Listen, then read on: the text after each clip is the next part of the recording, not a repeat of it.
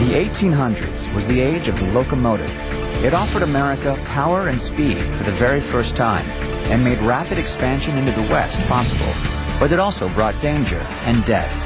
In the effort to go farther and faster, freak accidents and faulty construction claimed thousands of lives. Now, train wrecks on modern marvels.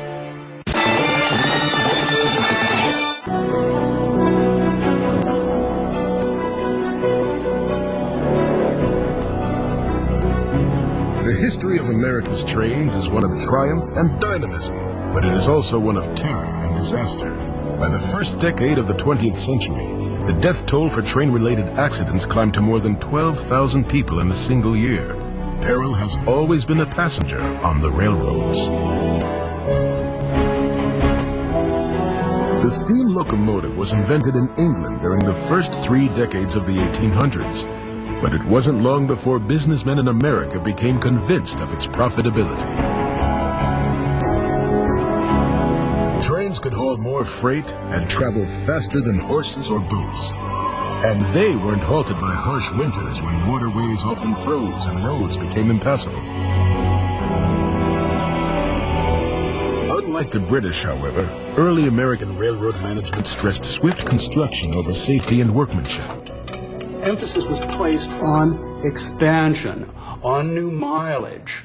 The motive behind all of this was money. And so the railroads expanded just as fast as they possibly could. In many instances, the federal government subsidized this expansion. So as they were expanding, they were not building as carefully as they should have. The government granted credit and land to railroads only after track had been laid.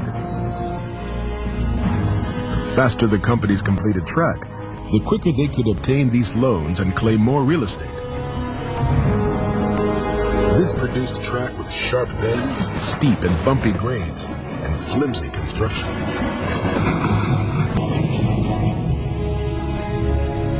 The railroad has been so badly constructed that accidents are continually happening by the cars getting off the track, by upsetting, and by other modes by which passengers are often injured and sometimes killed. J.S. Buckingham, an English traveler, describing his American train trip in the mid-1800s.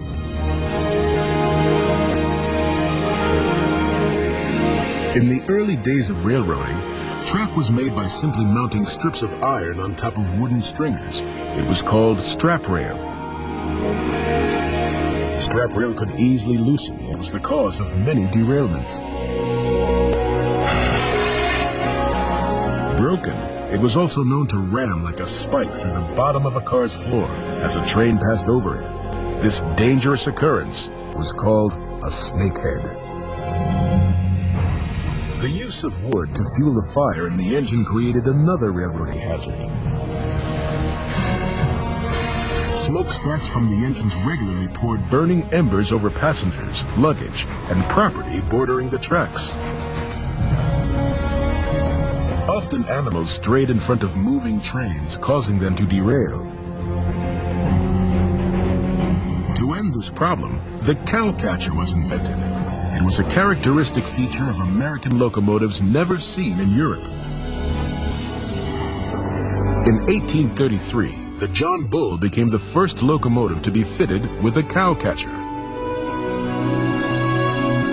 Despite all its difficulties, the safety record of rail travel in the early 1800s was a good one. From about 1830 to roughly 1850 was remarkably free from serious accidents. There weren't very many trains running, they were short. Trains did not run very fast in those years either. 15 miles an hour, maybe 18 miles an hour was sort of tops.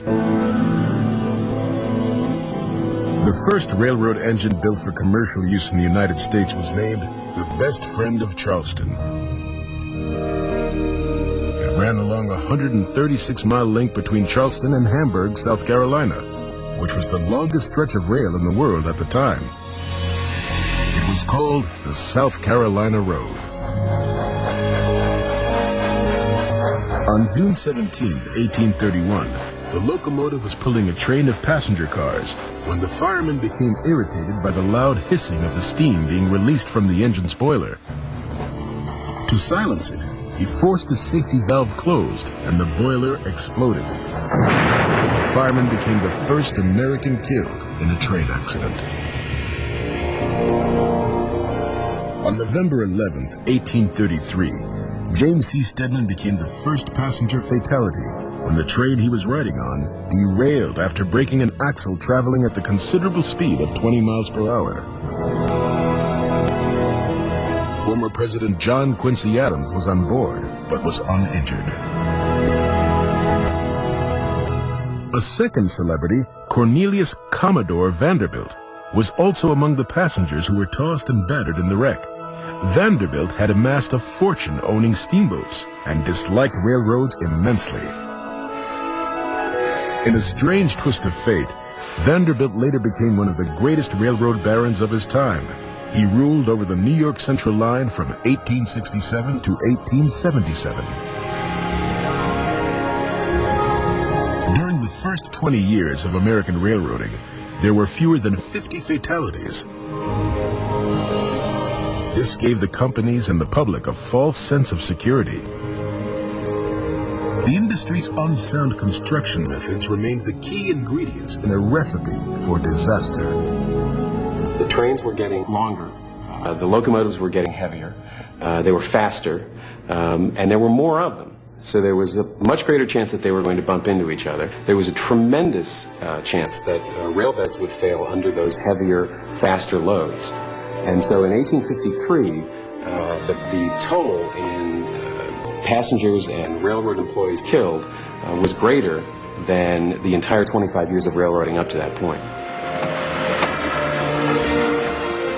On January 6th, the first serious wreck of 1853 occurred.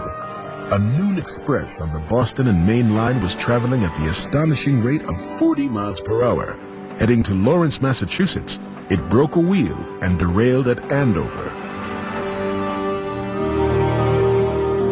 There were only 3 fatalities, but because the train was carrying a prominent passenger, the incident became a major news story.